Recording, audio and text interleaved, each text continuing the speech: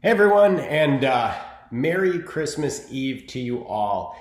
Geez, you know what? I literally woke up in the middle of the night with this thought, and I just felt like I needed to do a podcast on this and release a video on this.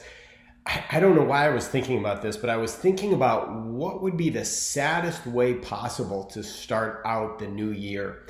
And it really got me thinking back to when I first started my business, or when I first had a dream of owning my own business. As of today, I've actually been self-employed for 20 years. Actually, this year, back in February, it was my anniversary, if you will, for being 20 years self-employed. And now when I look back, I think about what allowed me to be successful, and what allowed me to be successful on my first try, starting a business. And here's the thing: I wasn't.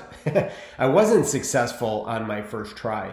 I actually started a business and did well with it simply because I had a vision of what I wanted, right? I knew what I wanted: a certain lifestyle for my family, right? I didn't want to be trapped in the rat race of the time constraint that goes along with working for somebody else. I didn't want to have to worry about whether or not I could take vacation. I didn't want to worry about whether I could get time off to see my kids' games or events or things like that. It was just a conscious decision that I made. So it wasn't necessarily the business right away that I was super passionate about, but it was the lifestyle that I was looking to achieve.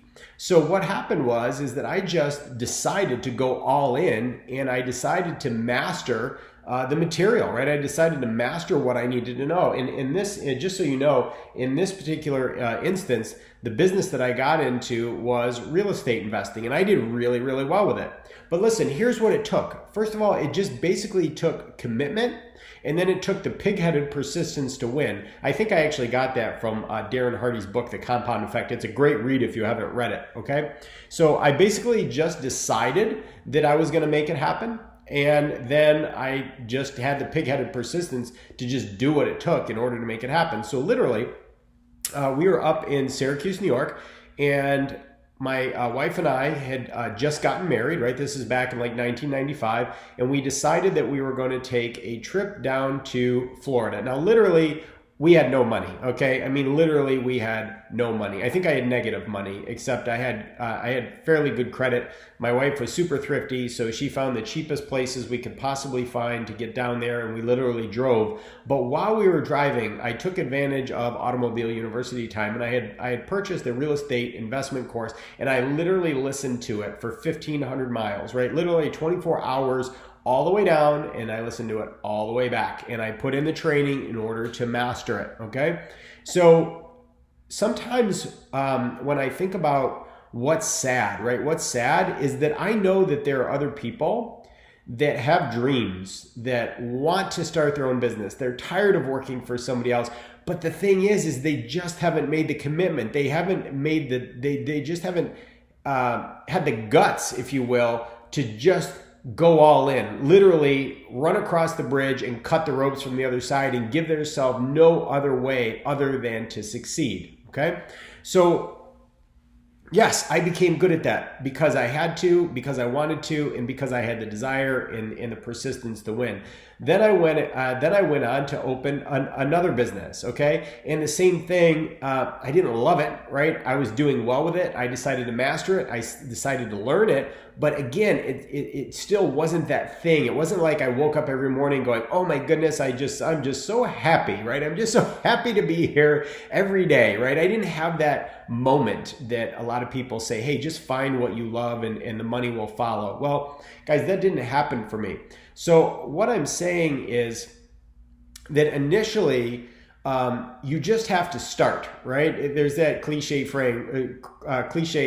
saying, right? You don't have to be great to start, but you just have to start to be great. You can't wait for all the lights to turn green. That's never going to happen. What you have to do is you just have to decide that you're going to go all in and you're going to pursue your dream, right? And during the course of action, while you're doing it, you'll have these aha moments and these little epiphanies, and you'll fix stuff along the way, right? You'll just fix stuff along the way. And then what happened for me is gradually, right, things started to come into focus. I found out by being in business what I liked and what I didn't like, right? So now what's happened since then, right? So what's happened since then is that I've started eliminating all of the things that I don't like. And now it is different. Now, after 20 years, now after putting in 20 years of hard work, I mean, literally like every single day with my wife telling me, are you going to stop working yet? You can relax now, right? You don't have to work every single day, right? But for me, I was driven because I wanted to create this vision I had in my head and eventually get it to the point where I did wake up every day. And that's where I'm at now, right? Obviously, it's Christmas Eve right now, and I'm so excited and passionate about this message that